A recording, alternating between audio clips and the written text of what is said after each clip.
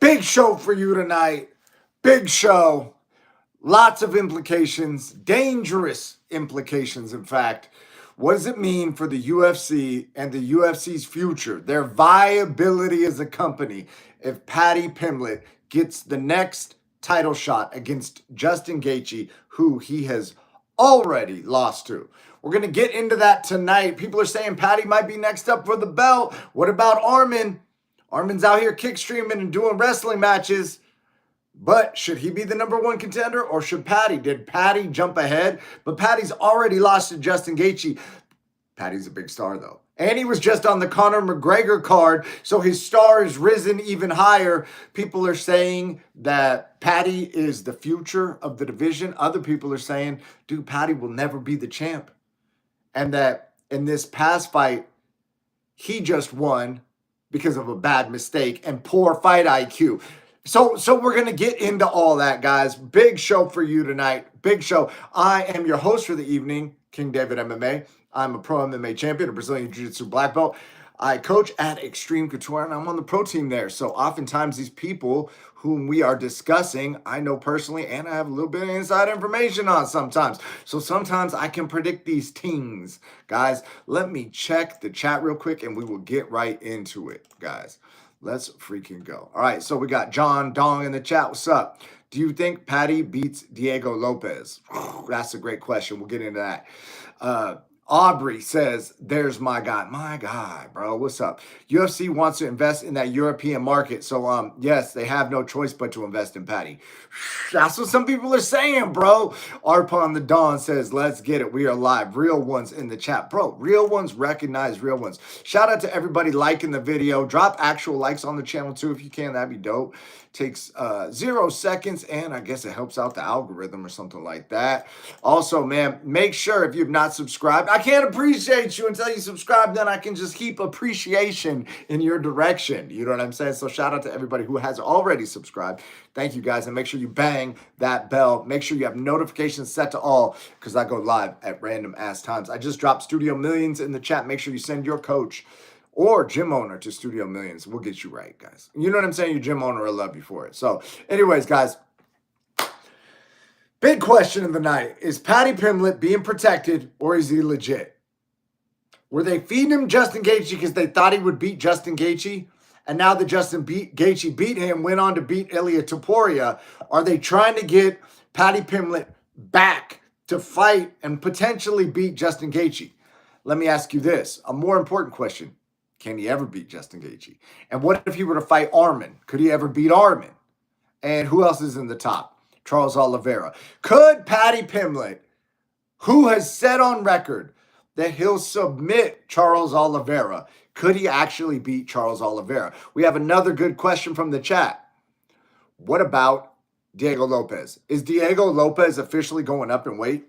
Because if so, that's a crazy fight. I believe Paddy beats Diego Lopez. I feel that Diego Lopez has serious holes in his game when you're getting into that top 5, top 3 level. I believe if Diego Lopez did not win the belt at 145 pounds, he ain't winning the belt at 55. 55, man, there's some dogs up there right now. And who would he fight again? Volkanovski at 45, so they're not going to do that fight.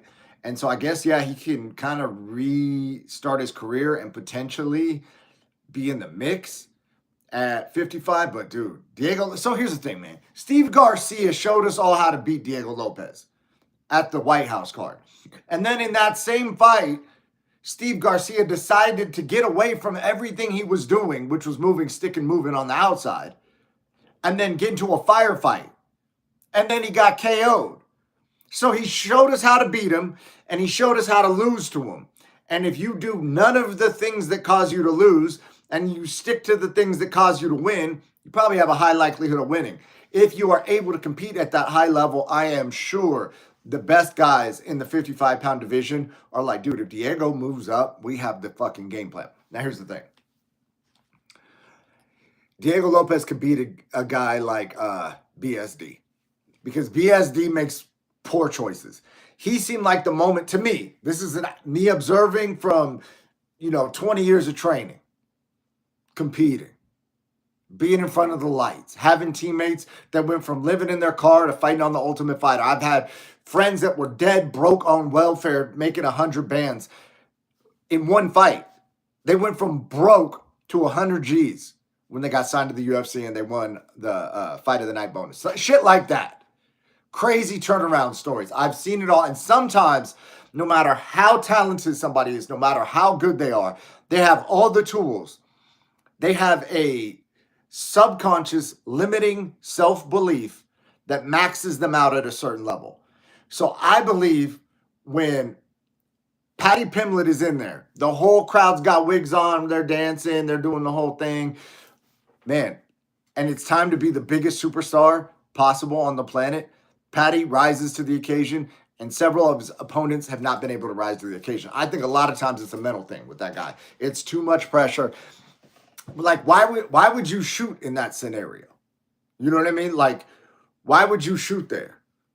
Unless you were trying to get out of the exchanges. Because when you're in the fight, if you're comfortable and you feel like you're winning or you're going to win the exchanges, you like want to exchange. But if you don't want to exchange, that's a sign that, hey man, there's something not comfortable there. Because at that skill level, they should all feel like they can beat anybody anywhere. Now, is a better game plan for a certain guy to try and get him off his feet? Like if you're fighting Alex Pereira, maybe try and take that guy down, right? As an example. But Paddy Pimblett, dude, he wrapped that guy's neck up and fucking choked his ass out, man. He had him gone. And now they're calling that the pad thai. That's the move. I heard on Brendan Schaub's show, one of the chatters on there said, call it the padlock. I'm like, dude, yeah, let's go, bro. I like padlock. I like padlock. Pad thai is kind of like, what are we talking about? What are we talking about, bro? Pad thai, that's the food. And Paddy likes food, so maybe they're trying to play off that or something like that. But yeah, man. So in the event that Paddy gets the next title shot, why do we even have rankings? And I want Paddy to get the next title shot. I'm not an MMA purist in that regard. I think that's entertaining. I would love to see him get a rematch with Gaethje. Now that we're away from the White House, I wouldn't even be mad if Paddy won. I'd be like, you know what? A star is born, right? The Scouser scarf. Oh, that's a good one. That's a good one. Yeah, so if Paddy were to beat Gaethje and become the UFC world champion, I would actually be happy for the dude. The problem is can he beat like Arman? Can he beat Charles Oliveira? Or is he a huge star whose charisma outshines his actual ceiling? Because the thing about Conor that made Conor fucking internationally ultra famous was that his skill and potential matched or superseded his charisma, which was already 10 out of 10. So the dude was like charisma maxed, and then he's skill maxed. He went beyond, at the time, you guys got it. Like, let's keep it real. Even if you say Conor's washed. When peak Conor literally did fucking 10 things back to back to back to back that like nobody said he could do. Every single thing he did from the second that he got into the UFC. He was saying he was going to do something. People were hating on him, saying he couldn't do it. He's fucking cooked. He'll never fight Aldo. He won't even make it to the top 10. Dude, he's calling out Dustin Poirier. Dude, he's calling out Cole Miller. Bro, Cole Miller will kill that guy. Dude, Diego Brandao. Dude, Diego Brando's going to kill him. Like, et cetera, et cetera, et cetera. And then he did unthinkable, unimaginable. Everybody doubting him, thing after thing after thing after thing. Chad Mendes, bro, he has no hope with Chad Mendes. Dude, Chad is going to kill him. Dude, he smoked Chad Mendes. Dude, okay, well, now he's got Aldo. Now he's going to fight. Now he's going to see what it means to really, oh, shit, he beat Aldo in 13 seconds. Fuck, dude. Oh, now Eddie Alvarez, he's going to go up. Like, you get what I'm saying? He was doing the fucking unthinkable. So his potential maxed out higher than his charisma even did. But is Paddy the same thing? Have we not seen the best of Paddy, or has Paddy already hit his potential? That's my question. I'm genuinely curious to see what Paddy Pimblett's potential is. Dude, if Paddy can beat fucking Arman Tsarukyan, dude, dude, that's fucking incredible. Let me check the chat. I see the chat popping off. Coach Gill said UFC is going to freeze Conor's contract because he does have one more fight left. Yeah, so with the Conor contract, it's getting crazy, right? Because if they give him that fight in April, and they got a decision to make. So here's what's going to happen. They're going to offer him another contract. But because of his performance, it may not be the type of numbers he's looking for. But he can go draw numbers somewhere else. He can make a bunch of money for Netflix, MVP, UFC's competitor. So they don't want to let him go and make all that money, but they don't want to pay him for these types of performances. So what does the UFC do? They got to undercut him. They got to go, hey, man, listen, we're paying you $30 million. We're willing to give you, I don't know, whatever the number would be, $10 million a fight. But we need you to sign a 10-fight contract. You're never leaving the UFC. You're never going to fight bare knuckle. You're never going to go fight Netflix. We don't want to hear you and Jake Paul talking. None of that. You're with us for life. There might be some clause in there that if he wins 2 fights in a row, then his contract gets bumped up to a different number. But as it stands right now, they need to figure out a number where he will re-sign with them and they can have him fight again. Maybe Michael Chandler if he re-signs. And if he doesn't re-sign, then come April, they're going to find the worst stylistic matchup possible to butcher that man and end his legacy. That's what they're going to do. And then when he goes to free market, he's damaged goods, and it won't be as big a fight when he goes to box Jake Paul. So that's the dilemma that's happening right now. Because Conor wasn't able to perform in this fight, he sold a lot of fucking tickets. I'm sure the numbers did great. But man, the UFC, you still got to fight. And that's where his star came from, was all the charisma, then got backed up with him able to fucking back it up and fight. Yes, I am a black belt, 10-7. What's your thoughts on Moicano versus my homie Patrice Pitbull in their submission grappling match? And what's your signature sub? That's a great question. I would say the most, what I like in terms of signature submission versus what I've hit the most in professional MMA fights. I believe I have the most submissions out of any submission that I've done. The most frequent is some form of armbar. And I would say Moicano. Dude, I heard Moicano's a monster, bro. Your buddy better get ready. Because I've heard crazy things about Moicano. And then here's the even crazier part. Then Islam subbed him. So I heard Moicano runs through everybody at his gym. Like, people can't even do, bro, he's impossible to fuck with. That's what I heard. And then he fights Islam, and Islam makes him look very beatable, which is crazy.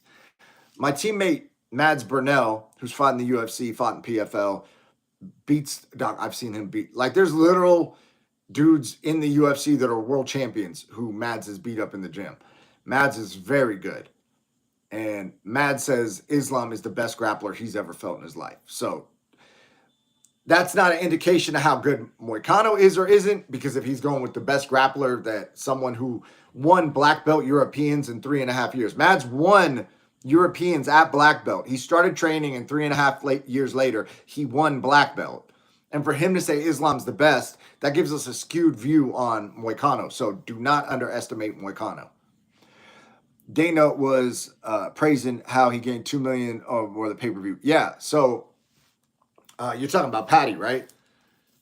Dude, that's crazy, right? 2 million followers in like 48 hours or something from the pay-per-view. I heard Paddy's like the biggest fucking rising star right now.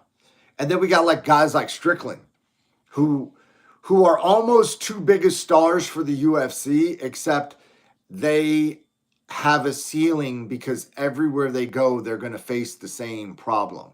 Sean Strickland is going to face the same problem everywhere he goes because he is critical of power structures. And every power structures he enters, if he is critical of the people at the top, then I genuinely think he doesn't give a fuck. So shout out to Strickland for keeping it real. You guys want to talk about real ones? Strickland keeps it fucking real. All right. I remember one of the first times I had ever like talked to Strickland in any capacity. I was teaching a private lesson for, let's just say, a very high net worth person, like a rich guy. Yeah, very rich. I'm talking seven figures would be $1 million. He's got to be like 8 or 9 figure dude. You know what I mean? Rich guy, baller.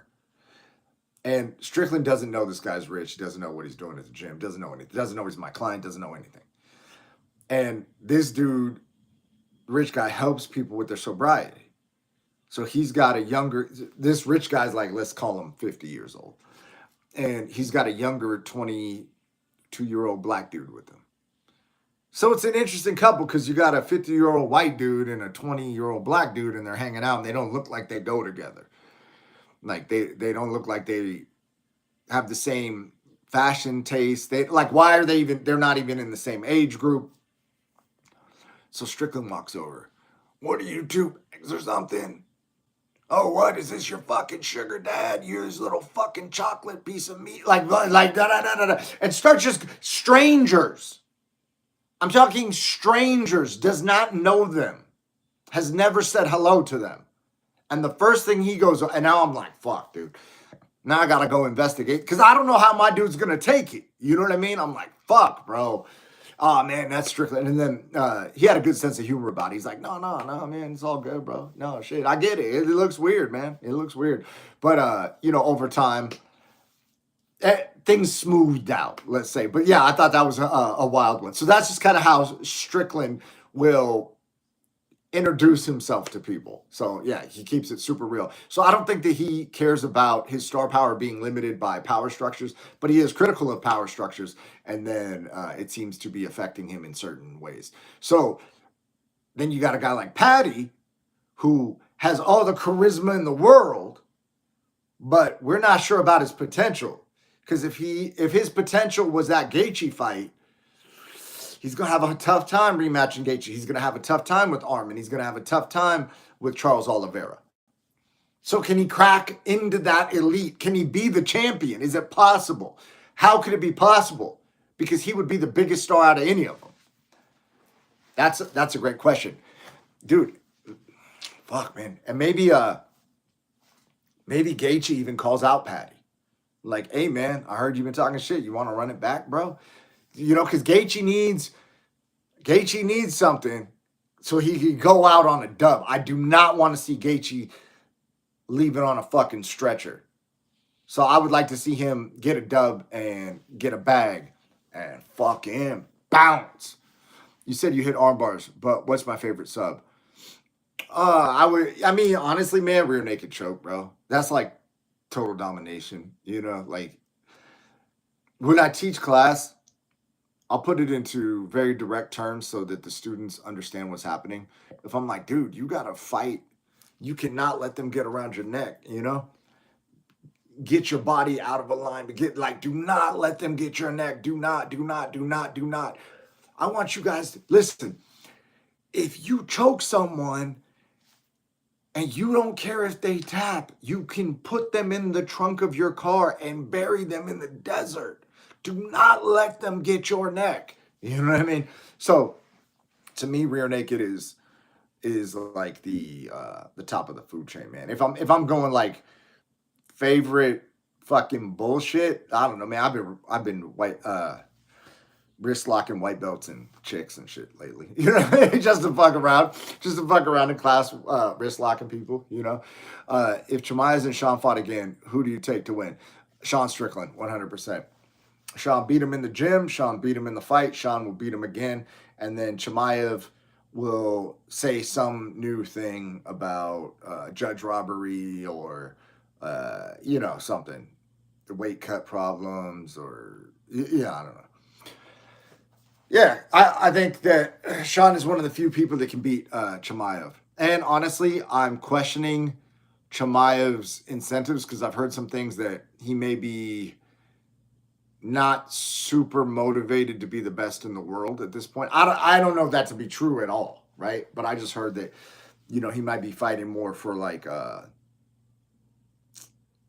political reasons, if that makes any sense. I don't really believe that, but if that's fucking true at all, that's fucking crazy. So 10-7 MMA. Chael says RNC is fake, that the person who got choked just wanted a way out.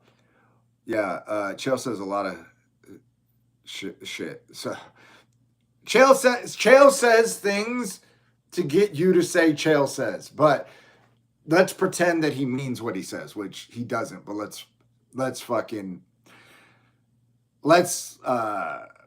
act like, let's go to an imaginary world and pretend that Chael says RNCs are fake and he means it.